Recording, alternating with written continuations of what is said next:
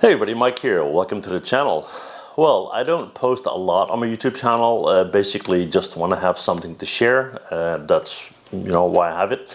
And a little while back, I did a book review. Now, that's about this book right here, The Lost Book of Herbal Remedies. And that was a non-sponsored video, by the way.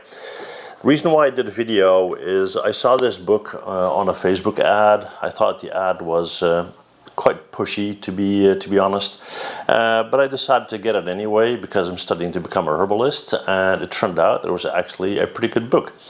So I shared that online, and apparently a lot of you thought that that was a good thing to do because you had the same concerns, right? Now, I got another book in that series, and again, they didn't pay me to make this video, and it's by the same author, Nicole Apelian Ph.D. Apparently it's important to mention that she has a PhD, which is fine. Anyway, it's called The Forager's Guide to Wild Foods.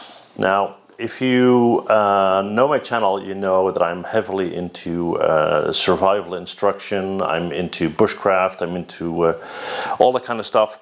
And obviously, if you know how to identify food in the wild, then that will be a big check mark on your self-reliance skill, right?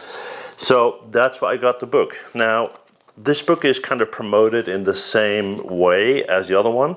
So I decided, hey, why not? I got it. I'll do a quick review, and maybe that will help you to decide whether you want to get it or not, right? And again, they are not paying me to do this video. All right, well, let's get into it. Here we go. Alrighty guys, well, here we go. So, like I said, the book is written by Nicole Apelian, Ph.D. Title is The Forager's Guide to Wild Foods, Edible Plants, Lichens, Mushrooms, Seaweeds, and this is the North American edition, right? Now, as far as pages are concerned, we have, if I'm not counting the index here, we have 306 pages, right? Now, of course, there is an index, it's alphabetical, and there are tons and tons of things in here about mushrooms and about berries and English yew and dock and Kentucky coffee tree and, oh man, all sorts of stuff, right? Now, keep in mind, it is the North American edition, but that doesn't matter. Here's a little bio on the author, and let's have a little look at the book itself. So it's a paperback version. It's, I would say, about the size of, I think in the US it's called letter, so A4 roughly. And if we look at it, let's see what we got here. We got a disclaimer. Pretty much something like, if you eat something that kills you, it's your own fault, I guess.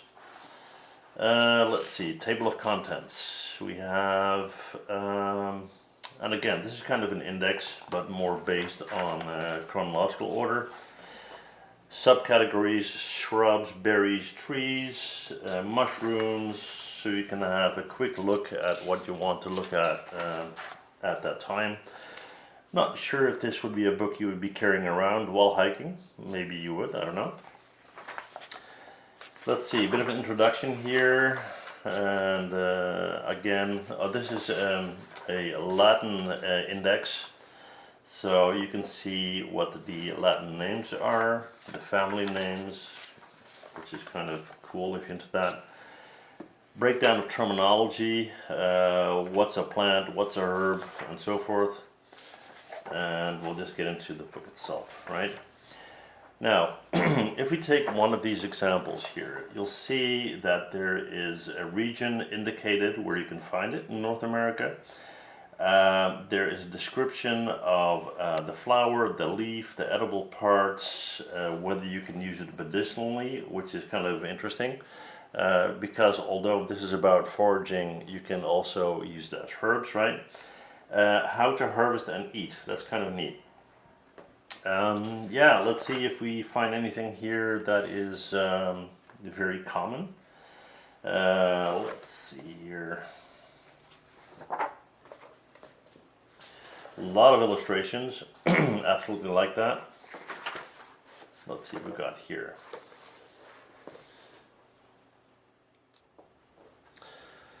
Well, for example, here we have the juniper, right? And the Latin name is there. A couple of different names. The alligator juniper. You can see that it's in the southwest on the map right here.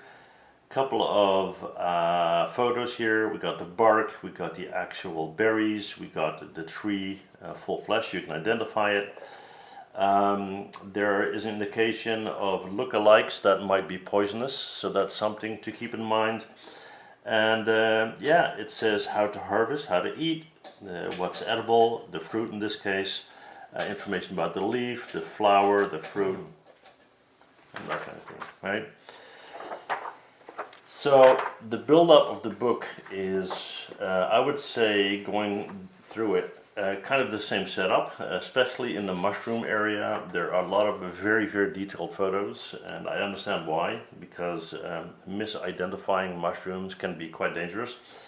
I have to say that I am very surprised in a good way about the book. I thought it would be okay. I didn't think it would be this detailed, and it is.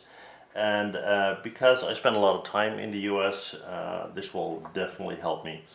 Now, I personally would never rely on one source, especially when you're eating from the wild. So if you have to check and double check, and you have an app on your phone, and you have a small pocket book, and you have this book and so forth, especially when it comes to food or medicinal use of plants and herbs, check 3-4 times to be absolutely 100% sure, right? I mean, we all know the story about the guy in the bus in Alaska that, you know, ate the wrong berries and kicked the bucket. So yeah, there you go. Yeah, good book, nice book. I'll put a link below. Again, not sponsored, but hopefully it'll give you a little better understanding of what it's like, right? Yeah, that's all I have to say about it. If I can find a link where to buy it, I'll put it below. And that said, thanks for watching. And if you guys like this kind of thing, please do me a favor and subscribe, because there's no point for me to make videos if nobody cares, right?